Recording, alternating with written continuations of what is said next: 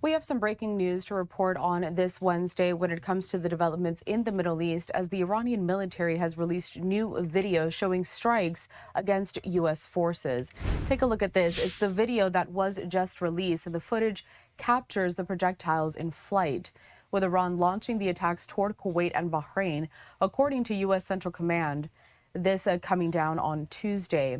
Now, CENTCOM confirms the missiles and drones were shot down and failed to reach their intended targets. In response, the U.S. military conducted self-defense strikes on an Iranian site. But on Wednesday, officials in Kuwait said the country's airport was damaged by an Iranian drone, adding commercial flights are also suspended. The Iranian missile launches follow a U.S. attack on an oil tanker, allegedly trying to reach Iran through the American blockade. The U.S. military hit the vessel's engine room with a missile after the crew ignored repeated warnings over 24 hours. Taking us out also to a social media post courtesy of U.S. CENTCOM, in which they talk about this specific situation. They say this: an additional wave of Iranian drones attempting to attack U.S. forces in Kuwait failed to impact intended targets tonight. U.S. Central Command air defenses successfully downed multiple drones and ensured no American personnel or assets were harmed. Let's take us back to that video that, again, we just got in earlier today and speak a little bit about this situation and specifically what's happening in Kuwait. The Associated Press saying that Kuwait briefly shut the country's main airport on Wednesday after Iranian drones heavily damaged and killed one person. The latest salvo in a series of back-and-forth attacks by Tehran and Washington that have tested a fragile ceasefire. The Associated Press did posting that to their account on X, in which, again, they talk about the fact that Kuwait has suspended commercial flights after an Iranian drone attack hit its international airport and injured a number of people.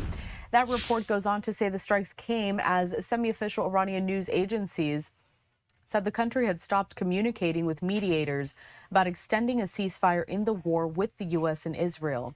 A regional official said Tehran wanted the truce in Lebanon enforced before returning to talks.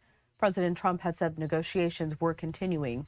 Now, those talks have dragged on for weeks, and repeated exchanges of strikes in the Gulf region and Israel's broadening war in Lebanon are further straining the efforts.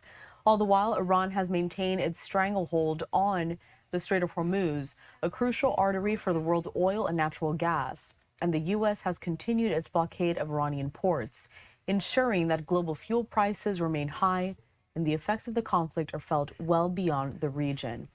Now, Defense Ministry spokesperson said that, quote, a number of hostile drones had targeted Kuwait International Airport's passenger building, severely damaging the building and injuring a number of individuals.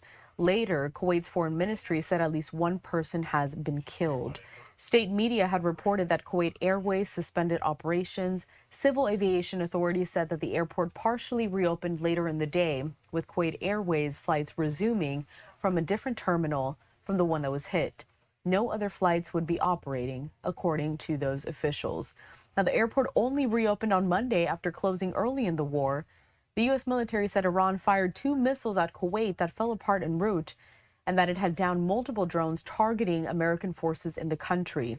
The military also said U.S. and Bahraini forces intercepted missiles aimed at the Gulf Kingdom, which is home to the U.S. Navy's 5th Fleet.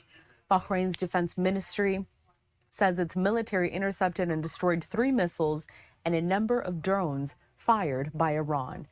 And the U.S. military said it launched strikes on an Iranian military ground-controlled station in the Strait of Hormuz in response to the attacks on Bahrain and Kuwait. So those are just some of the latest developments coming out of the Middle East, as, again, this is new footage released by the Iranian military showing missiles and drones being fired at U.S. forces in the Middle East.